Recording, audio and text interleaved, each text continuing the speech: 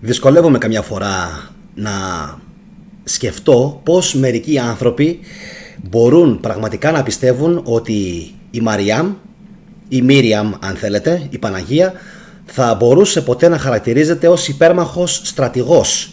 Και υπέρμαχος και στρατηγός. Και ξεκινάω αμέσως με το υπερμάχο, το οποίο λέει: «Τη υπερμάχο στρατηγό τα νικητήρια, ως λυτρωθήσα των δεινών ευχαριστήρια, αναγράφωση η πόλη σου Θεοτόκε, αλλά ως έχουσα το κράτος απροσμάχητον, εκπαντίον με κινδύνων ελευθέρωσον, η να κράζωση χαίρε νύμφη ανύμφευτε». Αντιγραφή φυσικά εννοείται, θα τα δούμε όλα σήμερα στην πορεία της σημερινής εκπομπής. Η ακριβής μετάφραση είναι «Θεοτόκε Παρθένε, εγώ η πόλη σου», μιλάει υποτίθεται η πόλη, την οποία έχει λυτρώσει και σώσει ας πούμε η Μαριάμ, ως λυτρωθήσα των δεινών, από τα βάσανα δηλαδή, αναγράφωση τη υπερμάχο στρατηγό, τα νικητήρια ευχαριστήρια. Θεοτόκε Παρθένε, εγώ η πόλη σου, αναθέτω ύμνους ευχαριστηρίους προς σε, δια την δοθήσαν νίκην, διότι δια της βοηθείας σου εσώθη από των μεγάλων συμφορών. Ο ακάθιστος ύμνος, αυτό το λαοφιλές εγκόμιο της Θεομήτωρος του Ιησού, ψάλεται σε όλους τους ναούς τις 5 πρώτες Παρασκευές της Μεγάλης Τεσσαρακοστής, τις πρώτες 4 τμηματικά και την 5η ολόκληρος. Θα ήθελα να πω στους φίλους χριστιανούς που παρακολουθούν την εκπομπή, δεν ξέρουμε σχεδόν τίποτα για τη Μαριάμ. Όπως δεν ξέρουμε σχεδόν τίποτα για την Ναζαρέτ, η οποία είναι μια πόλη πραγματικά αγεωγράφητη, αχαρτογράφητη, δεν υπάρχει πουθενά στους πρώτους 2 αιώνες.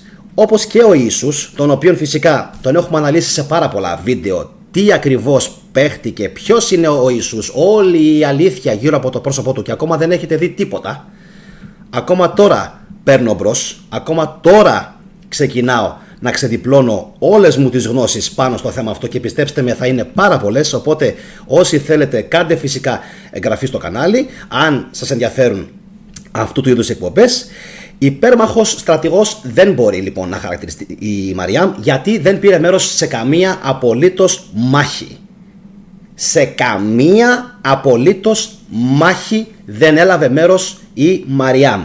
Δεν ξέρουμε τίποτα για αυτήν, ούτε καν το πώς πέθανε. Εν αντιθέσει υπάρχει μία άλλη, η Θεά Αθηνά, η οποία όλος περιέργως και τυχαίως, εξηγήστε μου εσείς οι χριστιανοί, πώς γίνεται αυτό το πράγμα. Έζησε, προσέξτε με, 1000 και βάλε χρόνια πριν από την Μαριάμ, και ξέρουμε περισσότερα για αυτήν παρά από τα Ευαγγέλια τα οποία γράφτηκαν εκείνη την εποχή. Τώρα, τι άλλο είναι περίεργο σε αυτήν την ιστορία? Όπως ξέρετε όλοι, έκανα μια εκπομπή να την δείτε, ότι ο 15 Αύγουστος είναι φυσικά αρχαία γιορτή αφιερωμένη στην Παλάδα Αθηνά. Αν δεν την έχετε δει, να την παρακολουθήσετε οπωσδήποτε. Παλάδα Αθηνά λοιπόν, όχι Παναγία. Αυτό έγινε πολύ αργότερα. Θα μου πεις, καλό είναι να υπάρχει συνεχικότητα, να υπάρχει συνεκτικότητα και συνεχικότητα. Εγώ διαφωνώ προσωπικά με αυτό, γιατί πρόκειται για πλαστογράφηση. Πρόκειται για πλαστογράφηση, και με την κακή έννοια κιόλας του όρου, και εδώ ακριβώς είναι που τα χαλάω συνήθως. Πάμε να δούμε λίγο κάτι το οποίο είναι πάρα πολύ σημαντικό. Γιατί δεν ξέρουμε τίποτα για την Παναγία εκτός από την Αγία Γραφή? Γιατί δεν υπάρχει κανένας απολύτως που να αναφέρει τίποτα για αυτήν την τόσο σπουδαία γυναίκα, ενώ έχουμε δεκάδες, προσέξτε, για να μην πω εκατοντάδες, ιστορικούς και ποιητές, οι οποίοι, και μυθογράφους φυσικά, οι οποίοι μιλάνε για την Θεά Αθηνά. Πώς μπορεί λοιπόν να συμβαίνει αυτό το πράγμα? Θα μου το εξηγήσει κάποιος? Και φυσικά αυτή ακριβώς είναι και η δημοσκόπηση της σημερινής εκπομπής. Ποια θεωρείται ως την γνήσια υπέρμαχο στρατηγό? Εγώ εννοείται πως θεωρώ ως γνήσια υπέρμαχο στρατηγό την Θεά Αθηνά. Γιατί αυτά που θα σας διαβάσω σήμερα από την ελληνική μυθολογία και από κάποια ψήγματα που έχουν διασώσει Ρωμαίοι ιστορικοί και συγγραφείς και ποιητές, θα καταλάβετε ότι όντως η Αθηνά όχι απλά μόνο είναι υπέρμαχος στρατηγός, είναι ίσως η σημαντικότερη που έχει περάσει ποτέ από τον ελληνικό το χώρο. Επαναλαμβάνω, ίσως η σημαντικότερη. Πάμε λίγο να ξεκινήσουμε με τους ελληνικούς μύθους του Robert Graves για να πάρετε μία πρώτη αίσθηση του τι σημαίνει η Θεά Αθηνά. Επαναλαμβάνω, αντιπαραβάλλετε στο μυαλό σας ότι δεν υπάρχει καμία απολύτως ιστορική πηγή. Βάλτε το καλά στο μυαλό σας αυτό. Καμία ιστορική πηγή η οποία να μιλάει για την Μαριάμ. Μπάλωσαν κάπως τον Ιησού, μπάλωσαν κάπως 400 χρόνια μετά την Ναζαρέτ, την πόλη εφεύρημα δημιούργημα, αλλά δεν μπόρεσαν ποτέ να κάνουν τι? Να δικαιολογήσουν την παντελή απουσία στοιχείων για τον Ιωσήφ και για την Μαριάμ εκτός από τα Ευαγγέλια. Αφήστε που ακόμα και τα Ευαγγέλια δεν έχουν να μας πούν σχεδόν τίποτα για την συνέχεια της ζωής αυτών των δύο ανθρώπων. Τίποτα απολύτως. Τίποτα. Λοιπόν, η Αθηνά εν αντιθέσει με την Μαριάμ είναι μία θεά πανάρχια η οποία επινόησε. Ακούστε, σημειώστε, γράψτε μου μετά σχόλια από κάτω και πείτε μου μετά τη γνώμη σας. Τον αυλό, την σάλπιγγα, τα πύληνα σκεύη, το αλέτρι, το δικράνι, το ζυγό των βοδιών, τα χαλινάρια των αλόγων, το άρμα και το πλοίο. Όλα αυτά δείχνουν καταρχάς ότι πρόκειται προφανώς για γυναικοκρατούμενες κοινωνίες στην περιοχή της αρχαίας Ελλάδας, στην περιοχή της Μεσογείου και στην περιοχή του ευρύτερου Λεβάντε, προς τα εμάς δηλαδή, όπου υπήρχαν, προσέξτε, και στη Βόρεια Αφρική και στη Βόρεια Αφρική, θα φτάσουμε σε λίγο εκεί, πριν από χιλιάδες χρόνια ελληνικές παρουσίες. Όταν λέμε χιλιάδες χρόνια όμως τι εννοούμε? Για να λέει εδώ ότι επινόησε όλες αυτές τις τεχνολογίες η Αθηνά, προφανώς, επαναλαμβάνω, δεν μπορούμε να ξέρουμε αν μιλάμε για μία γυναίκα ή πολλές γυναίκες. Σημασία πάντως έχει ότι ακόμα και αν ήταν αυτή η θεά η μία ή μια γυναίκα που θεοποιήθηκε, δεν έχει σημασία. Τι έχει σημασία? Ότι πρωτοστάτησε στις γεωργικές εφευρέσεις και όχι μόνο, και στις μουσικές εφευρέσεις. Αυλός, σάλπιγγα, πύληνα σκεύη, αλέτρι δικράνη, ζυγός βοδιών, χαλινάρια αλόγων, άρμα και πλοίο. Άρα έχουμε και λέμε αγροτικές εργασίες, έχουμε μουσική και έχουμε πόλεμο. Τα τρία αυτά στοιχεία, τα οποία σας διάβασα μόλις τώρα, ήδη από τώρα, από την αρχή τους, δείχνουν πως πρόκειται για είτε για μια σειρά από γυναικοκρατούμενες ελληνικές κοινωνίες. Επαναλαμβάνω για να μπει πολύ καλά αυτό στο μυαλό μερικών, οι οποίοι προφανώς θα πούν και θα σκεφτούν διάφορα. Μιλάμε για γυναικοκρατούμενες ελληνικές πανάρχαιες κοινωνίες, οι οποίες είχαν ως πρωτοστάτριες γυναίκες οι οποίες έβγαζαν τεχνολογίες. Αυτά δεν θα σας τα πει κανένας, γιατί πάρα πολύ απλά όλοι θέλουν να πιστεύουν ότι οι αρχαίοι Έλληνες ήταν μισογίνηδες, κουκούλναν τις γυναίκες όπως οι Ταλιμπάν στην Ανατολή και στην Ασία, και όχι μόνο, και τις είχαν μέσα στα σπίτια και δεν τις έβγαζαν έξω. Εν αντιθέσει όμως με όλες αυτές τις θεωρίες, οι οποίες είναι ψευδέστατες, αποδεικνύεται καθημερινά ότι οι αρχαίες Ελληνίδες και ειδικά οι γυναίκες της Κρήτης ήταν αυτές οι οποίες χειρίζονταν την τεχνολογία. Καλά ακούσατε. Και οι αρχαίοι Μηνύες λοιπόν και οι κάτοικοι της Κρήτης ήταν τρομεροί στην δημιουργία τεχνολογίας, και σε αυτό έπαιζαν τεράστιο ρόλο οι γυναίκες. Πρώτη λοιπόν αυτή η Αθηνά δίδαξε, προσέξτε τι άλλο δίδαξε, την επιστήμη των αριθμών και όλες τις γυναικείες τέχνες. Τι δίδαξε η Μαριάμ? Τίποτα. Ποια είναι η τέχνη που δίδαξε η Μαριάμ? τίποτα, μηδέν, μια κουλούρα. Δεν έχει διδάξει τίποτα απολύτως στην ανθρωπότητα η Μαριάμ, η μητέρα του Ιησού. Τίποτα. Εν αντιθέσει, εκεί που υπήρχαν γυναικοκρατούμενες κοινωνίες και πολεμικές κοινωνίες, υπήρχε ανάπτυξη της τεχνολογίας. Λοιπόν, πρώτη λοιπόν αυτή δίδαξε την επιστήμη των αριθμών και όλες τις γυναικείες τέχνες, όπως το μαγείρεμα, την υφαντική και το κλώσιμο. Τι άλλο θέλουν οι γυναίκες? Μολονότι η θεά του πολέμου, η θεά, η Αθηνά, δεν βρίσκει ευχαρίστηση στη μάχη όπως ο Άρης και η Έρης. Βλέπετε, ομόιχα, Άρης, Έρης, αρσενικό θηλυκό, αλλά μάλλον στη διευθέτηση των διαφορών και στην τήρηση του νόμου με ειρηνικά μέσα. Όπα. Θα έρθουμε σε λιγάκι σε αυτό ακριβώς το σημείο. Θα πάμε και στην Οδύσσεια, θα πάμε και στην Ηλιάδα και θα δούμε τι ακριβώς κάνει η Αθηνά προκειμένου να μιλήσει στο αυτί ή αλλιώς στη συνείδηση του Αχιλλέα και του Οδυσσέως για να τους πείσει να καλμάρουν. Και έχει σημασία για ποιο λόγο το κάνει αυτό. Πάμε παρακάτω. Τους καιρούς της ειρήνης η Αθηνά δεν κρατάει όπλα και αν ποτέ τα χρειαστεί δανείζεται συνήθως μια σειρά από τον Δία. Αλήθεια, τα όπλα της Παναγίας ποια είναι? Τι βαστάει η Παναγία? Και ποια ακριβώς είναι η εφεύρεσή της στον τομέα τον πολεμικό? Καμία. Πάλι μηδέν. Κουλούρα.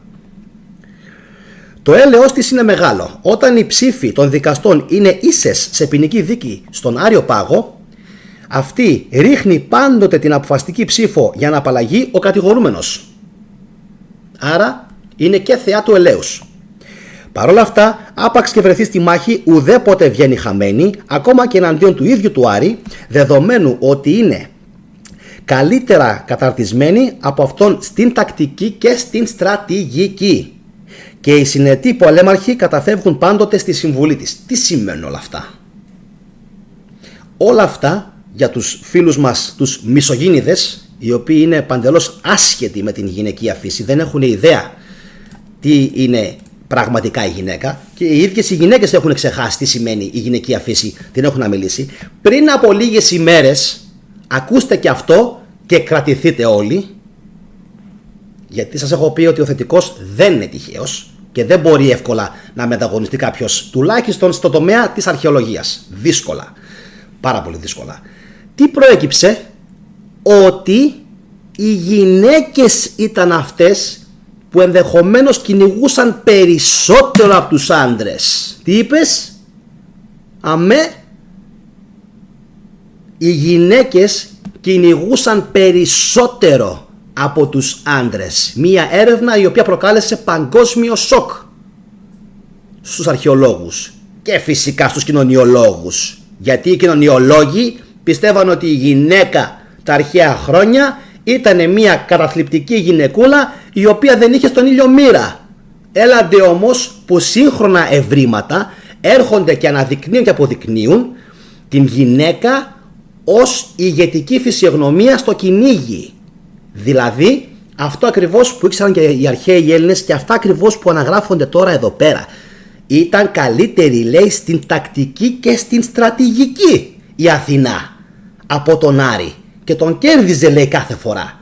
Αυτά, καλές μου κυρίες που θα τύχει να δείτε τη σημερινή εκπομπή, θα πρέπει εσείς να τα πάρετε πολύ σοβαρά υπόψη σας και να καταλάβετε και να θυμηθείτε ποια ακριβώς είναι τα γονίδια σας και τι ακριβώς θα έπρεπε να κάνετε με τα γονίδια αυτά. Αντί λοιπόν να τα έχετε τα γονίδια σας μαστουρωμένα και καταθλιπτικά όπως τα θέλει η κοινωνία, καλό θα ήταν να ξαναξυπνήσετε, να ξαναβγείτε έξω στα βουνά, στο δρόμο, έξω στη φύση, να ξαναγίνετε ένα με τον εαυτό σας, όπως ακριβώς ήταν όλες οι αρχαίες οι θεές. Γιατί τώρα αυτή τη στιγμή έξω δεν κυκλοφορούν γυναίκες, κυκλοφορούν μικρά σκουπιδάκια, εντάξει, τα οποία δεν ξέρουν την αξία τους. Δεν φταίνε αυτές, φταίει η κοινωνία που τις κάνει έτσι. Τα σκουπιδάκια αυτά, αν ξέραν την αξία τους, θα μπορούσαν να είναι μικρές θεές. Δυστυχώς όμως, λίγο τα social και λίγο ο χαρακτήρας τους και λίγο οι γονείς τα παιδιά αυτά δεν ξέρουν ποια είναι η αξία τους. Δεν την ξέρουν. Και σε αυτό ακριβώς έρχεται ο μισογυνισμός των ανδρών και τις χτυπάει στο κεφάλι και δικαιώνεται. Για να μην δικαιώνεται λοιπόν τους μισογύνηδες, θα πρέπει να ξέρετε πρωτίστως την αξία σας. Και σας τα λέω αυτά όχι με κακή πρόθεση. Δεν τα λέω για να σας στεναχωρήσω, τα λέω γιατί είναι η πραγματικότητα. Δεν θέλω να επεκταθώ παραπάνω. Πάμε παρακάτω. Ελπίζω το μήνυμα να το πήρατε. Τουλάχιστον οι περισσότερες που είστε μάνες. Προχωράμε. Πολλοί θεοί, τιτάνες και γίγαντες θα είχαν παντρευτεί ευχαρίστως την Αθηνά, αλλά αυτή τι έκανε? Αποποιήθηκε όλες τις προτάσεις. Πάμε λοιπόν και στην Παρθενία, γιατί μας έχουν πρίξει σχετικά με την Παρθενία της Μαριάμ, η οποία όπως ξέρουμε μια χαρά κυοφόρησε. Και το παράξενο ποιο είναι? Ότι όχι μόνο έχω αποδείξει ότι προφανώς και ο Ιησούς δεν είναι θεάνθρωπος, εννοείται, και δεν αναστήθηκε, εννοείται, αλλά ότι η Παναγία είχε και άλλα παιδιά. Και τον Ιάκωβο και τον Ιωάννη και τον Σίμωνα. Είχε τουλάχιστον άλλα 3, 4, 5 παιδιά. Εντάξει, οπότε η Παρθενία κατ' εμέ πηγαίνει περίπατο. Σε μια περίπτωση, κατά τη διάρκεια του Τροϊκού Πολέμου, η Αθηνά δεν ήθελε να δανειστεί όπλα από τον Δία, που είχε κηρύξει εαυτόν ουδέτερο, και ζήτησε από τον Ήφαιστο να της κατασκευάσει μια σειρά δικά της. Ο Ήφαιστος αρνήθηκε να πληρωθεί, λέγοντας ντροπαλά ότι θα εκτελούσε την εργασία από αγάπη, πονηρός. Και όταν, μην καταλαβαίνοντας το νόημα αυτών των λόγων, η Αθηνά μπήκε στο σιδηρουργείο για να παρακολουθεί τον Ήφαιστο να σφυρλατεί το πυρακτωμένο μέταλλο, εκείνος στράφηκε ξαφνικά και της ρίχτηκε προκειμένου να την αποπλανήσει βιαίως. Ο Ήφαιστος, που δεν συμπεριφέρεται συχνά με τόσο χοντροκομμένο τρόπο, ήταν θύμα κακόβουλης φάρσας. Ο Ποσειδών τον είχε μόλις πληροφορήσει, μόλις πληροφορήσει ότι η Αθηνά κατευθυνόταν προς το σιδηρουργείο με τη συνένεση του Διός, γεμάτη ελπίδα και προσδοκία να δοκιμάσει εκεί τον βίαιο έρωτα. Καθώς η Αθηνά τραβήχτηκε μακριά του όμως, ο Ήφαιστος έριξε το γενετικό του υλικό στον μυρό της, καλά ακούσατε, λίγο πιο πάνω από το γόνατο. Η Αθηνά το σκούπισε με μια τούφα μαλλί που το πέταξε μακριά με αηδία. Το μαλλί έπεσε στο έδαφος κοντά στην Αθήνα και κατά τύχη γονιμοποίησε τη μητέρα γη που βρισκόταν εκεί για επίσκεψη, επαναστατώντας στην προοπτική πως θα γεννούσε ένα παιδί που ο Ήφαιστος το προόριζε για την κοιλιά της Αθηνάς. Η μητέρα γη δήλωσε ότι δεν αναλαμβάνει καμία ευθύνη για την ανατροφή του. Πολύ καλά, λέει η Αθηνά, θα το φροντίσω μόνη μου. Έτσι η Αθηνά παρέλαβε το βρέφος μόλις γεννήθηκε, το ονόμασε Ερυχθόνιο και μη θέλοντας να επιτρέψει στον Ποσειδώνα να γελάσει για την επιτυχία της φάρσας του, το έκρυψε σε ένα ιερό κάνιστρο. Το κάνιστρο η Αθηνά το έδωσε στην Αγλαβρό, τη μεγαλύτερη κόρη του Αθηναίου βασιλιά Κέκροπος, με τη διαταγή να το φυλάξει προσεκτικά. Και φυσικά συνεχίζεται η ιστορία, αλλά όπως καταλαβαίνετε, αυτό που θέλω να σας πω είναι ότι η Αθηνά προκύπτει από όλες τις διηγήσεις ότι είναι η Παρθένος στρατηγός και όχι η Παναγία, όπως μας έχουν πει κάποιοι ή μας έχουν πείσει κάποιοι. Και όπως σας έγραψα και πριν στο chat, εντάξει, στην συζήτηση, ας μας πούνε οι φίλοι μας οι χριστιανοί σε πόσες μάχες πήρε μέρος η Μαριάμ, ακόμα και μετά, δεν το λέω ειρωνικά, ακόμα και μετά από τον θάνατο του γιού της, που τον σταύρωσαν οι Ρωμαίοι όπως ξέρουμε, με την κατηγορία της Επανάστασης. Να μας πούνε λοιπόν πότε πήρε μέρος σε αυτές τις επαναστάσεις η Μαριάμ, πότε βοήθησε στο έργο του Ιησού και με ποιον τρόπο. Γιατί από ό,τι ξέρω και από όσο έχω διαβάσει, δεν προκύπτει πουθενά ότι η Μαριάμ υποστήριζε τον Ιησού. Πάρα πολύ παράξενο. πάρα πολύ παράξενο. Όποιος τύχει και διαβάσει ολόκληρη την Καινή Διαθήκη και τα Ευαγγέλια, θα καταλάβει ότι πουθενά και σε κανένα σημείο δεν υπάρχει στήριξη, και δεν ξέρουμε το γιατί, της Μαριάμ προς τον Ιέσουα. Καμία. Και δεν το λέω προσβλητικά. Επίσης, να σας πω κάτι ακόμα. Για μένα προσωπικά, αν ήμουν χριστιανός, που δεν είμαι, αν ήμουν, ο όρος Μαριάμ, Παναγία, υπέρμαχος, στρατηγός δεν θα τέριαζε. Δεν θα τέριαζε. Και είμαι σίγουρος ότι βρίσκω πάρα πολύ κοινό της Εκκλησίας σύμφωνο. Είμαι σίγουρος γι' αυτό. Το ξέρω και το εννοώ. Ότι πάρα πολλοί κόσμος της Εκκλησίας, έχοντας μία αλφα εικόνα για τη Μαριάμ, δεν του αρέσει ότι την αποκαλούν υπέρμαχο στρατηγό κατά αντιγραφή της Παλάδας Αθηνάς. Πιστεύω οι περισσότεροι να συμφωνείτε μαζί μου στο σημείο αυτό. Λοιπόν, πάμε τώρα να δούμε κάτι ακόμα, το οποίο αποδεικνύει για άλλη μια φορά ιστορικά ότι όντως η Παλάδα είναι παρθένα. Πάμε λίγο να δούμε έναν ομηρικό ύμνο. Χρυσή Αφροδίτη Κυπρία, που ξεσηκώνει γλυκό πάθος στους θεούς και υποτάσσει τις φυλές των θνητών ανδρών. Ωστόσο υπάρχουν τρεις καρδιές που δεν μπορεί να λυγίσει ούτε να τις παγιδεύσει. Ποιες είναι αυτές οι τρεις οι καρδιές, πιστεύετε? Πρώτη είναι η κόρη του Δία που κρατά την αιγίδα, η λαμπερή Αθηνά, γιατί δεν έχει ευχαρίστηση στις πράξεις της Χρυσής Αφροδίτης, αλλά απολαμβάνει τους πολέμους και τα έργα του Άρη, τις διαμάχες και τις μάχες και την προετοιμασία περίφημων χειροτεχνιών. Πρώτα, δίδαξε στους επίγειους τεχνίτες να φτιάχνουν πολεμικά άρματα και αυτοκίνητα διάφορα φτιαγμένα με μπρούντζο, και επίσης όταν λέμε αυτοκίνητα εννοούμε προφανώς τροχύλατα, εντάξει.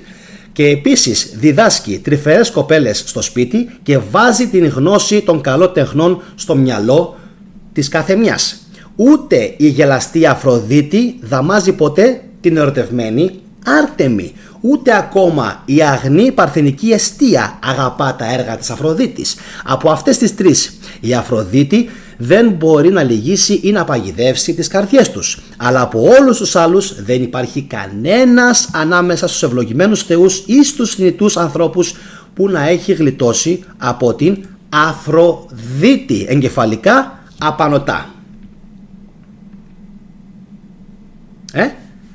Φαντάζομαι απανωτά εγκεφαλικά. Τι συμβαίνει τώρα εδώ πέρα? Τι συμβαίνει τώρα εδώ πέρα? Αυτός είναι ένας ομηρικός ύμνος, ο οποίος λέει τι? Ότι η Αφροδίτη ως θεά του έρωτα δεν μπορεί να ξεγελάσει τρεις θεές.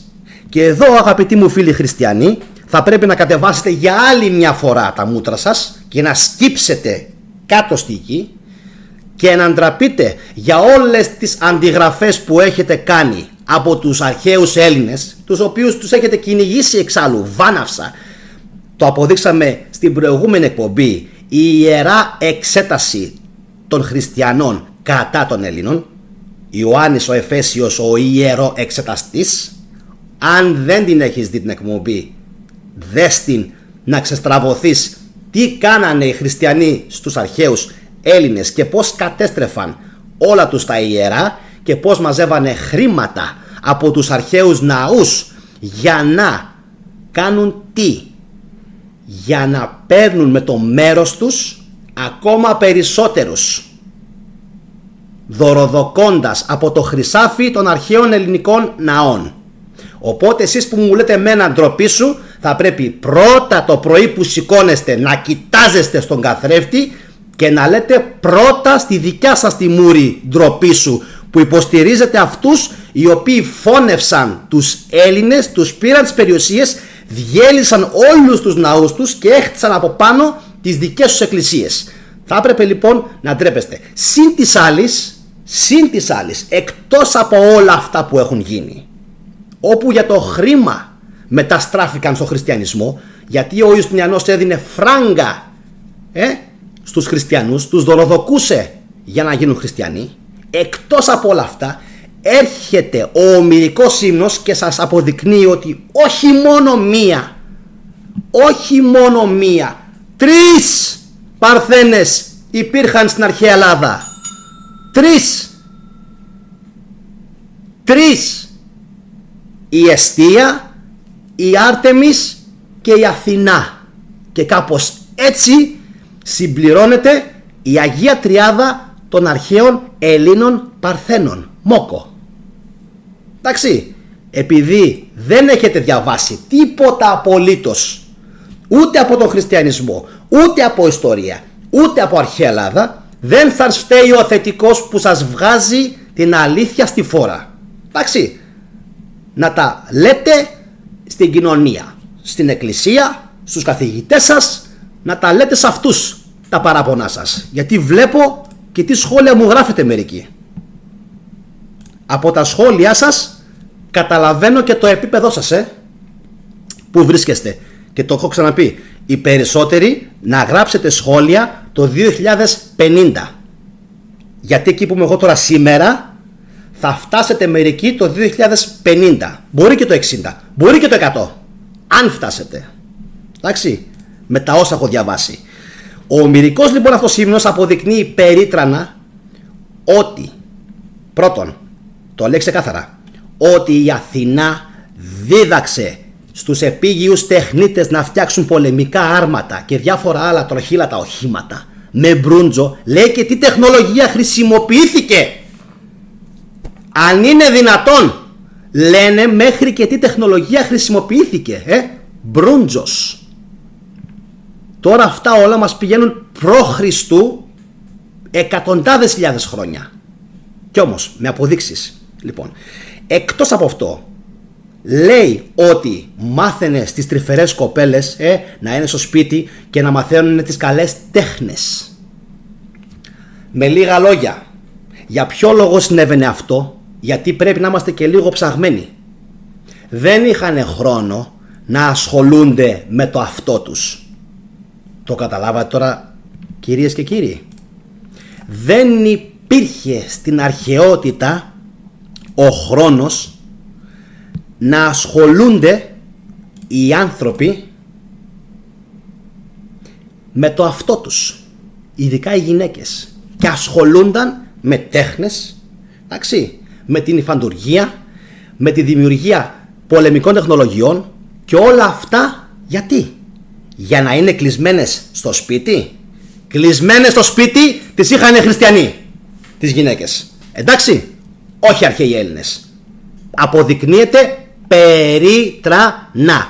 Και θα ήθελα μετά, όταν θα μπουν οι μαθητές του Θεού να γράψουν σχόλια πικρόχολα, θα ήθελα εσείς που έχετε ακούσει τις προηγούμενες εκπομπές να τους απαντήσετε και να τους πείτε αυτά που έχουν υποθεί, για να δούμε ποιος θα δικαιωθεί στο τέλος από την ιστορία. Εντάξει, πάμε παρακάτω τώρα. Ένα κομμάτι το οποίο θα ήθελα να το αφήσω για επόμενη εκπομπή είναι η καταγωγή της Αθηνάς και κατ' επέκταση φυσικά των αρχαίων Ελλήνων. Γιατί αν βγει τώρα ο Γιάννης και σας πει ότι οι αρχαίοι Έλληνες κατοικούσαν στην Αφρική, θα πείτε όλοι, τι λέει αυτός? Δεν είμαστε εμείς μαύροι, δεν είμαστε Αφρικάνοι. Όχι, φυσικά. Χαλαρώστε, πάρτε ανάσες, πάρτε χάπια. Δεν συμβαίνει κάτι τέτοιο φυσικά. Οι αρχαίοι Έλληνες, υπάρχει πολύ μεγάλο ενδεχόμενο να κατοικούσαν και στη Βόρεια Αφρική. Τι, ξεπετάχτηκαν από το πουθενά οι αρχαίοι Έλληνες? Πού ζούσαν? Μόνο Αθήνα? Μια ζωή? Τότε λοιπόν γιατί υπάρχει αυτή η μικρή ιστοριούλα την οποία θα σας διαβάσω τώρα και έχει βάλει πάρα πολλούς σε σκέψη σχετικά με την καταγωγή της λατρείας της Αθηνάς. Για να δούμε λίγο τι συμβαίνει. Ακούστε. Παιδική ηλικία Αθηνάς και η Παλάδα. Κάποιοι λένε ότι γεννήθηκε στον τρίτον ποταμό της Βιωτίας, ενώ άλλοι υποστηρίζουν ότι γεννήθηκε στον τρίτον ποταμό της Λιβύης στην Αφρική. Λένε ότι μετά τη γέννησή της Αθηνάς τη μεγάλωσε ο τρίτονας, ο οποίος είχε μια κόρη, την Παλάδα, και τα δύο κορίτσια καλλιέργησαν τη στρατιωτική ζωή που κάποτε τα οδήγησε σε διαμάχες. Δύο εγκεφαλικά. Το πρώτο, ότι κάποιοι εικάζουν ότι υπήρχε ελληνική παρουσία στη Βόρεια Αφρική, στην Λιβύη. Κάποιοι ερευνητές, μεταξύ των οποίων είμαι και εγώ. Ένας από αυτούς. Δεν είμαστε Αφρικάνοι, εννοείται.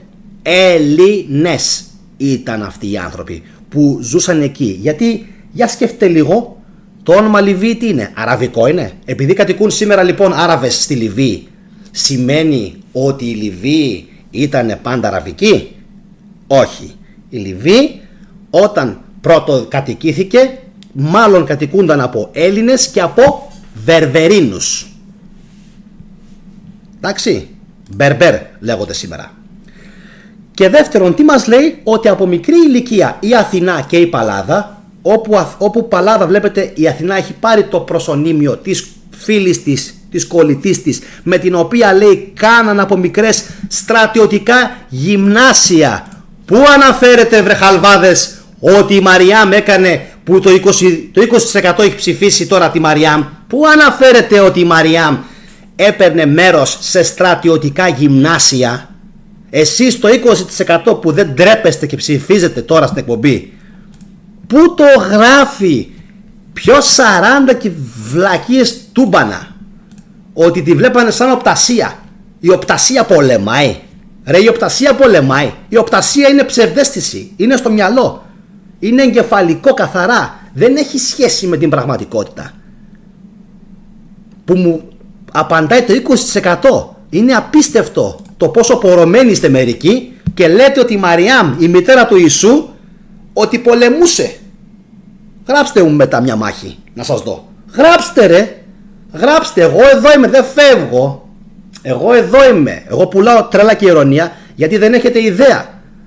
Αν είχατε ιδέα δεν θα ψηφίσατε ότι είναι η Μαριάμ. Απλά ψηφίζετε γιατί είστε πορωμένοι. Έτσι είναι. Και εγώ με πορωμένους δεν θέλω να έχω να κάνω στο κανάλι. Εγγραφή θέλω να κάνουν μόνο όσοι έχουν τα μάτια τους ανοιχτά. Και είναι εδώ. Έλληνες. Δεν είναι εξιουδαισμένοι, είναι Έλληνες. Εντάξει. Αυτούς θέλω εγώ στο κανάλι. Οι υπόλοιποι να ψηφίζουν ως υπέρμαχο στρατηγό την Μίριαμ, τη Μαριάμ. Εντάξει. Λοιπόν, λέγαμε ότι τα δύο κορίτσια καλλιέργησαν στρατιωτική ζωή που κάποτε τα οδήγησε σε διαμάχες. Κορίτσια ήταν, παίζανε, πολεμούσαν. Πάμε τώρα στο μυθολογικό το κομμάτι. Καθώς η Παλάδα ετοιμαζόταν να ρίξει την Αθηνά, ο Δίας άπλωσε σκόπιμα την αιγίδα, έτσι που εκείνη έριξε μια ματιά προκειμένου να προστατευτεί και έτσι τραυματίστηκε από την Αθηνά και έπεσε. Πολύ λυπημένη για αυτό που είχε συμβεί στην Παλάδα, η Αθηνά έφτιαξε μια ξύλινη ομοίωσή της και γύρω από το στήθος της έδεσε την αιγίδα που την είχε τρομάξει και έβαλε το άγαλμα δίπλα στον Δία και το τίμησε.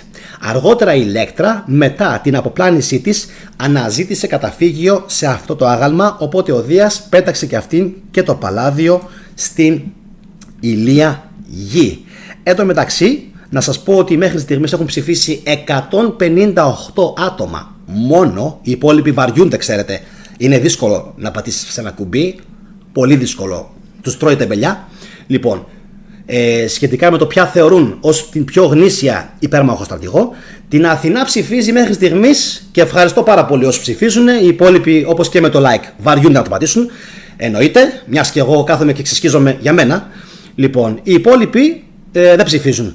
78% Αθηνά, 19% Μαριάμ και 3% την Ιωάννα της Λορένης. Προσωπικά εγώ, αν ήμουνα μαθητής λοιπόν του Θεού όπως και εσείς, θα προτιμούσα μπράβο στο 3%.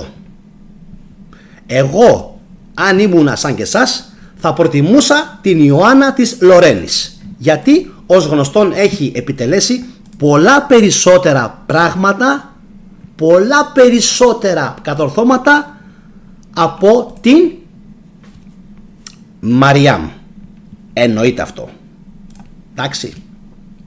Τώρα, πολέμησε πουθενά άλλου η Παλάδα? Παιδιά, η Αθηνά έχει πάρει μέρος σε πάρα πολλά, σε πάρα πολλές μάχες.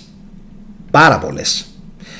Τόσες πολλές βασικά που δυσκολεύτηκα να βρω στοιχεία.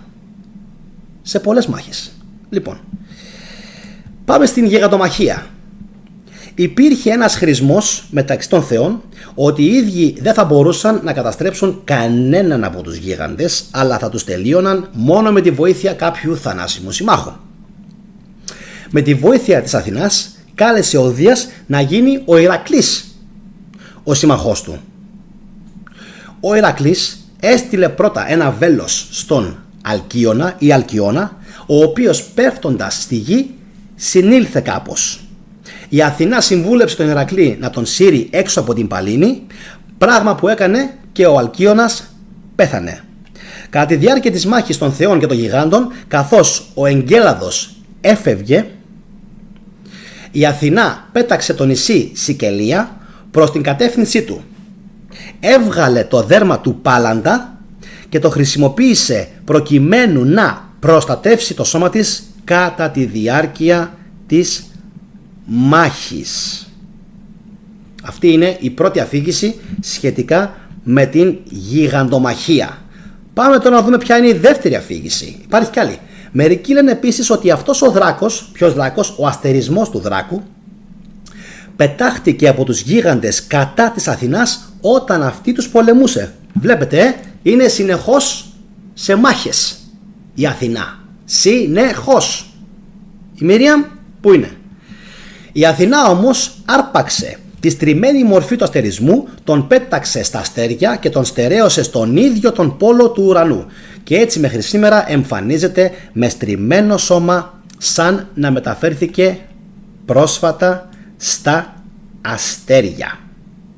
Επίσης να πω ότι είναι πάρα πολύ γνωστή η διαμάχη την οποία είχε η Αθηνά με τον Ποσειδώνα, προκειμένου να δούμε, να φανεί ποιος θα επικρατήσει ως πολιούχος θεός των Αθηναίων.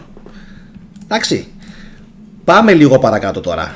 Είμαι σίγουρος ότι τα σημεία που ανέφερα για τις αρχαίες Ελληνίδες, που ήταν πολύ total war και μάχη και αυτά, είμαι σίγουρος ότι έχουν καταξυνήσει τους χριστιανούς, γιατί πάρα πολύ απλά δεν θέλουν με τίποτα οι μισογίνηδες, γιατί κάποιοι είναι πάρα πολύ μισογίνηδες από αυτούς, δεν θέλουν με τίποτα η γυναίκα να έχει αξιώσεις, να έχει δυναμική, να είναι ένα ον το οποίο στέκεται στα πόδια του, εντάξει, και να έχει φυσικά το αυτεξούσιο, να είναι δυναμική. Δεν το θέλουν καθόλου αυτό κάποιοι από αυτούς. Θολώνουν από την τρέλα τους και τη ζήλια τους.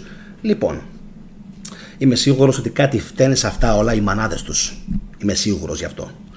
Λοιπόν, πάμε τώρα σε μια άλλη περίπτωση η οποία είναι άκρος καταπληκτική και έχει να κάνει πάλι με την Αθηνά και τον Δία εναντίον του Τυφοέα.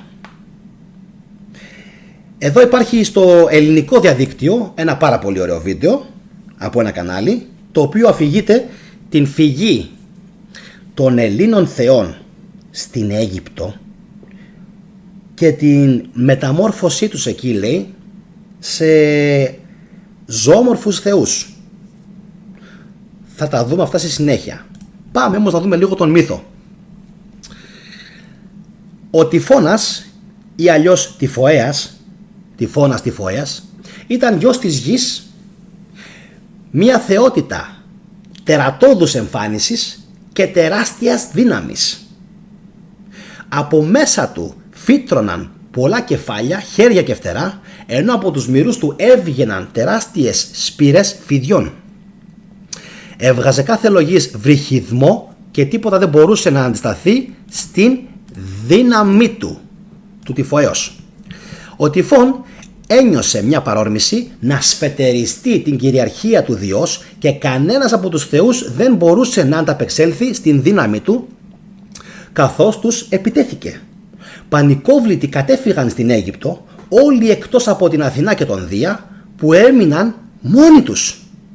Ο Τυφών τους κυνήγησε, ιχνηλατώντας τα βήματά τους. τα ίχνη τους, πού πήγαν, πώς διέφυγαν, πού διέφυγαν. Όταν τράπηκαν σε φυγή, είχαν μετατραπεί σε ζωικές μορφές στην Αίγυπτο. Όπα. Άνω τελεία. Γιατί εδώ πρόκειται για μια καταπληκτική αφήγηση. Ας πάρουμε τα πράγματα από την αρχή. Τι μας λέει εδώ τώρα? Τι μας λέει εδώ τώρα ο μύθος? Απίστευτο. Όλοι οι θεοί πλην του Διός και της Αθηνάς πήραν ζωική μορφή και τράπηκαν σε φυγή στην Αίγυπτο προκειμένου να προστατευτούν από τον πανίσχυρο τη Φωέα. Πώς είναι δυνατόν? Ποσειδώνας, Άρης, όλοι αυτοί δεν μπόρεσαν να κάνουν τίποτα. Έμειναν μόνο 2. Αν κάποιος δει τον μύθο επιπόλαια, δεν θα καταλάβει τίποτα.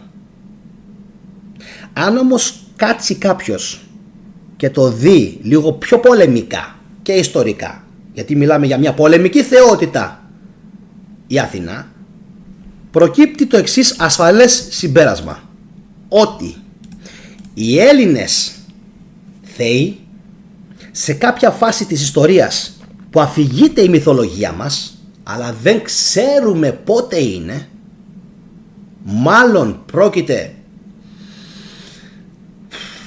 να μιλήσουμε με ασφάλεια, πριν το 2000 π.Χ., πριν,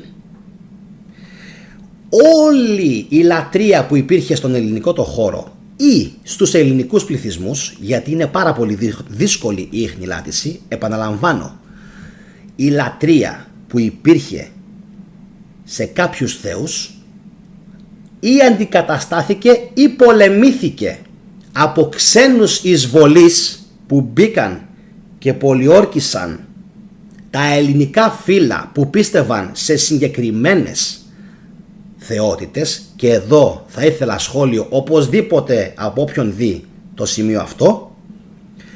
Και τι έγινε? Μόνο η λατρεία της Αθηνάς και του Δία παρέμεινε στους Έλληνες, στους ελληνικούς πληθυσμούς. Μόνο η λατρεία του Διός και της Αθηνάς κάποια στιγμή στην ιστορία. Τώρα μπορεί να έγινε μετά από το 2000 π.Χ., 1500, 1100, 1000, δεν μπορούμε να ξέρουμε, γιατί πρόκειται για ιστορικές περιόδους που είναι πάρα πολύ δύσκολο να αποδείξουμε, τουλάχιστον με γραπτά που έχουν μείνει. Εδώ όμως είναι σαν να φαίνεται ότι κάποιοι ελληνικοί πληθυσμοί που πίστευαν πολύ στη λατρεία του Διός και της Αθηνάς επέμειναν σε αυτούς τους δύο τους θεούς, παρά την ξένη εισβολή που έγινε από ποιους εισβολείς, ποιοι είναι αυτοί, και αναγκαστήκανε οι Έλληνες ή να τραπούν σε φυγή στην Αίγυπτο και να πάρουν μαζί τη λατρεία των θεών τους εκεί, ή η άλλη θεωρία είναι κάτι που δεν θα αρέσει σε πολλούς και δεν θα ήθελα να το πω σήμερα, γιατί δεν θα αρέσει σε πολλούς. Αφήστε το, θα το αναλύσουμε κάποια άλλη στιγμή. Σημασία έχει, δεν το λέω. Εδώ το έχω τώρα. Δεν το λέω. Ας έρθουν πιο πολλά στοιχεία στη φόρα. Υπάρχουν ήδη πολλά στοιχεία, αλλά ας έρθουν και άλλα στοιχεία. Φαντάζομαι οι πιο πολλοί που με βλέπετε καιρό έχετε καταλάβει που το πηγαίνω. Θα το αφήσουμε για το μέλλον αυτό. Ας μείνουμε λοιπόν στο στοιχείο αυτό, το οποίο ξέρουμε ότι πιθανόν έγινε ξενική εισβολή στον ελληνικό το χώρο και έμειναν μόνο δύο λατρείες, της Αθηνάς και του Διός. Κάποια στιγμή όμως αργότερα, όταν καθάρισε το τοπίο και προφανώς καθάρισε και ο πόλεμος και προφανώς μπόρεσαν να επανέλθουν οι θεοί, ξαναγύρισαν πίσω. Δεν καταλάβατε.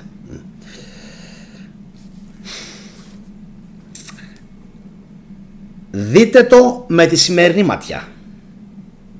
Γιατί θα μπορούσαμε να πούμε ότι και τώρα όλα αυτά τα 1700 χρόνια οι Έλληνες θεοί μετακόμισαν,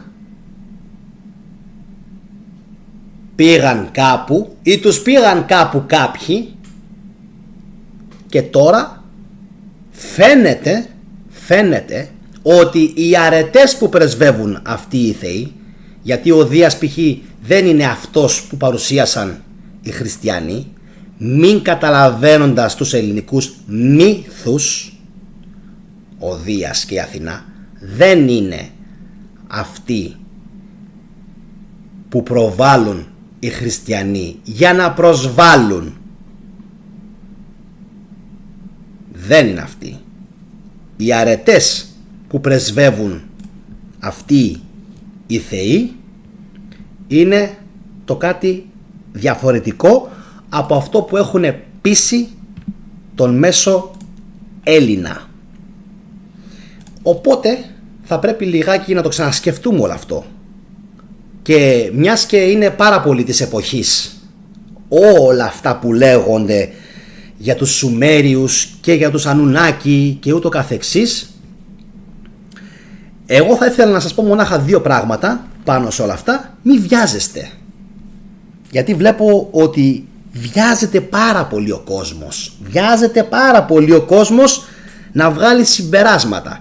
Και για τους αρχαίους Έλληνες ειδικά βιάζονται κάποιοι πάρα πολύ. Πριν από λίγο τι σας είπα? Ότι υπάρχει πολύ μεγάλο ενδεχόμενο πολλά ελληνικά φύλλα, όπως ακριβώς σας το λέω. Υπάρχει πολύ μεγάλο ενδεχόμενο πολλά ελληνικά φύλλα να κατοικούσαν στην Βόρεια Αφρική, αλλά και στην Βορειοδυτική Αφρική, μέχρι και στην Δυτική Αφρική, εκεί που είναι σήμερα χώρες όπως είναι η Μαυριτανία, όπως είναι το Μαρόκο. Πότε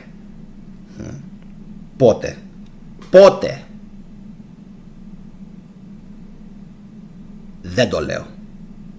Πότε να καθίσετε, να στρωθείτε, να διαβάσετε, ειδικά αυτοί που με κοροϊδεύουν και με ειρωνεύονται.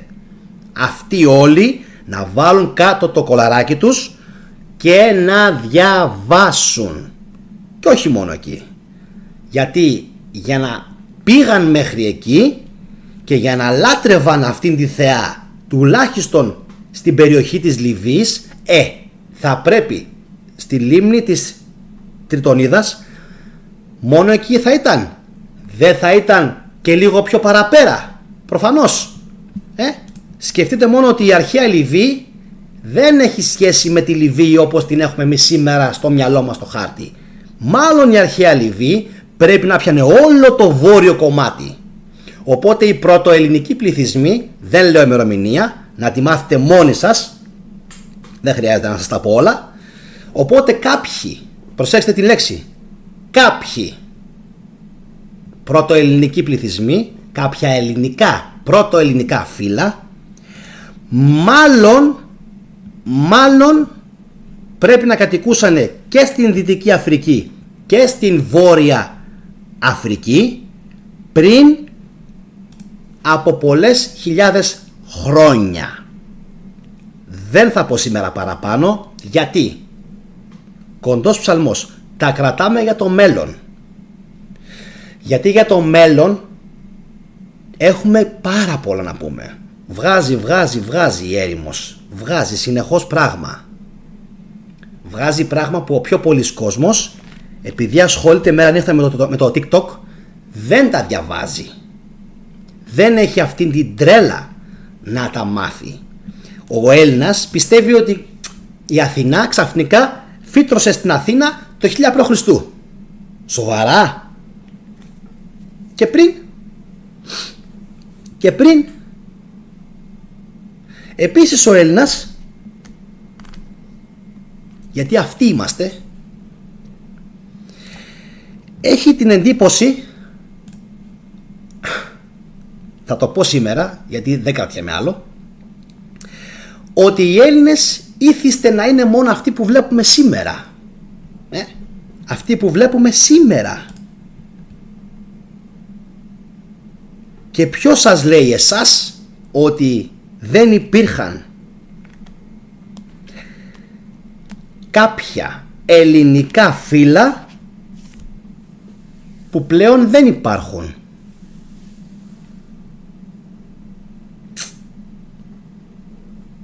Δεν υπάρχουν.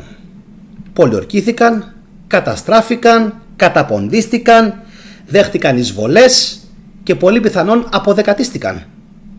Τι κόντεψε να γίνει παραλίγο στο ποντιακό το στοιχείο?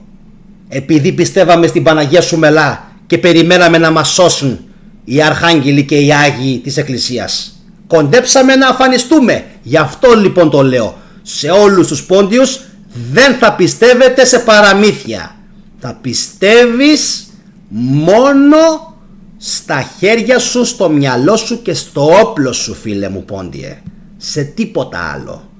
Το ίδιο πάθανε και οι κριτικοί, τα άλλα μου αδέρφια κάτω. Το ίδιο ακριβώς. Την πάτησαν και οι κριτικοί. Γι' αυτό λοιπόν, για να είμαστε πάρα πολύ προσεκτικοί στο μέλλον και για να πάει μπροστά αυτή η χώρα, γιατί αρχίζει και παίρνει μπρος. Πες, τόσα χρόνια. Μου έχει βγει η ψυχή τόσα χρόνια. Μπας και το καταλάβουνε ότι δεν θέλουμε να είμαστε οι ληστές. Και εμένα με ενοχλεί ο όρος οι ληστείς. Θέλουμε όμως να πάει μπροστά η χώρα.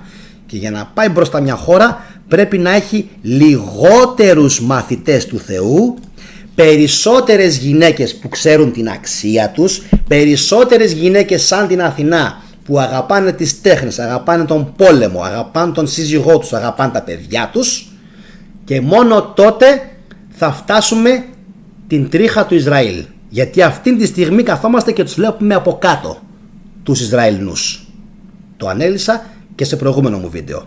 Όσοι λοιπόν θέλουν να γίνουν όπως οι αρχαίοι Έλληνες, δεν φτάνει μόνο, ξέρετε, να κάνουμε τατουάζ περικεφαλές. Θα πρέπει και να κάνουμε αυτά που έκαναν. Και τι έκαναν, πώς ζούσαν? Πολεμώντας, δημιουργώντας πολιτισμό, τεχνολογία, εντάξει, κτηνοτροφία, αγροτική ζωή, επιστήμες, εξέλιξη, μαθηματικά, γεωμετρία, θέατρο, πολιτισμός, κουλτούρα. Αυτό ήταν.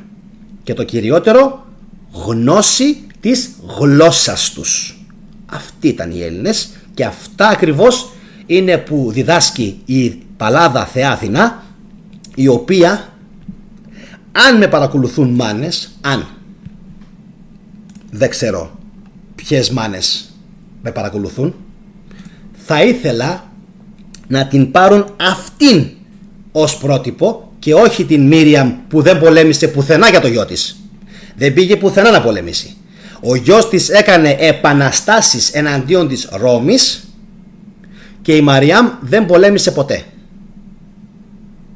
Εντάξει, κανονικά έπρεπε να είναι στο πλευρό του και να μάχεται εναντίον της Ρώμης. Αν πιστέψουμε τα όσα κωδικοποιημένα έχουν γράψει στα Ευαγγέλια, πονηρά και κρυφά. Κάποια πράγματα τα έχουν φανερώσει, κάποια τα έχουν κρύψει. Πιστέψτε με, εδώ είμαστε, σας ετοιμάζω απανωτά εγκεφαλικά. Όσες φορές το έχω πει, το έκανα πράξη. Απανωτά εγκεφαλικά για το μέλλον. Τώρα, πριν κλείσω την εκπομπή, θα ήθελα να κάνω μια έκκληση στις μητέρες, στις γυναίκες που βλέπουν αυτήν την εκπομπή, να την δείξουν, να την κοινοποιήσουν σε άτομα του περίγυρου τους, γιατί πιστέψτε με δεν είστε πολλές, είστε μερικές εκατοντάδες χιλιάδες που βλέπετε αυτήν την εκπομπή, αλλά η δύναμή σας είναι τεράστια και δεν την ξέρετε. Εσείς μπορείτε να κοινοποιήσετε αυτήν την εκπομπή και να ανοίξετε τα μάτια των παιδιών σας. Είτε είναι στην εφηβεία, είτε είναι μικρά κορίτσια, είτε είναι στην ανάπτυξη, είτε είναι μεγάλες γυναίκες. Δεν έχει σημασία. Οι εκπομπές μου δεν είναι μόνο ιστορικές, οι εκπομπές μου είναι και κοινωνικές. Όλες μου οι εκπομπές μιλάνε. Αλλά ο κόσμος δεν ακούει γιατί είναι αφασία.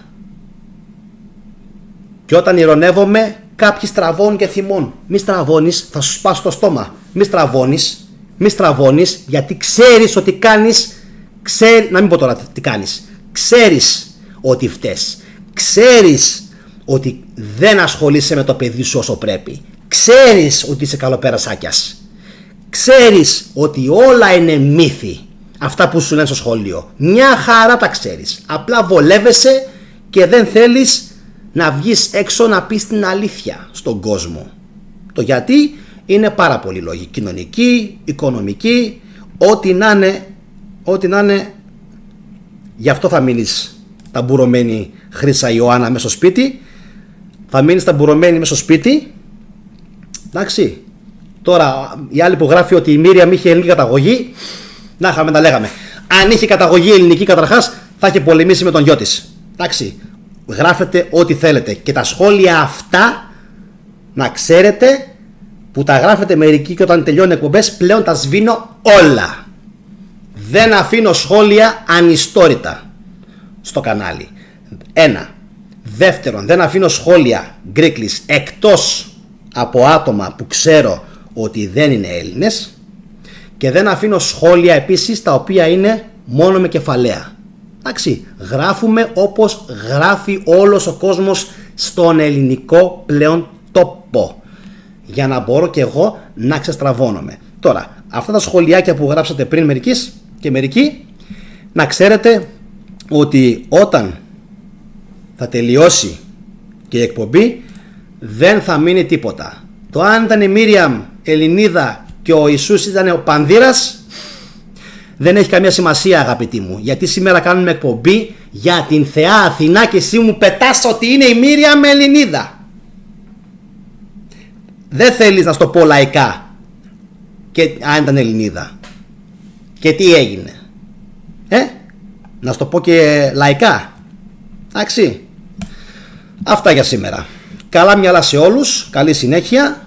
Εύχομαι κάποια στιγμή οι Έλληνες να καταλάβουν, κάποια στιγμή, γιατί προς το παρόν όλοι, πάνω από το 90% οι Έλληνες όλοι τρομπάρουν, όλοι σχεδόν είναι στον κόσμο τους και μετά απορούν πως πάνε καλά οι άλλοι λαοί και γιατί εμείς είμαστε ένας από τους πιο καθυστερημένους λαούς. Αργά γίνεται αλλαγή, αλλά αργά, όπως μου γράφετε πάρα πολύ εύστοχα πολλά άτομα στα σχόλια. Αργά. Λοιπόν, αυτά. Αφήνω μόλις τελειώσει η εκπομπή από πάνω να βγούνε κάποιες playlist, από τις οποίες φυσικά μπορείτε να πάτε να δείτε ακόμα πιο πολλά βίντεο. Έτσι κάπως πρέπει να γίνονται τα βίντεο για την αρχαία Ελλάδα και μόνο λέγοντας την αλήθεια. Σ' όποιον δεν αρέσει η αλήθεια ότι η Αθηνά είναι η μητέρα των Ελλήνων, όπως ακριβώς γράφει πάρα πολύ ωραία το σχόλιο του ο Δημήτρης, ένα από τα πιο ωραία σχόλια που διάβασα σήμερα, Δημήτρη, να σε καλά. Σ' όποιον λοιπόν δεν αρέσει ότι η Αθηνά είναι η μητέρα, υπέρμαχος στρατηγός των Ελλήνων, ας συνεχίσει να ζει όπως ζούσε. Εσύ θα χάσεις. Να είστε καλά. Καλή συνέχεια.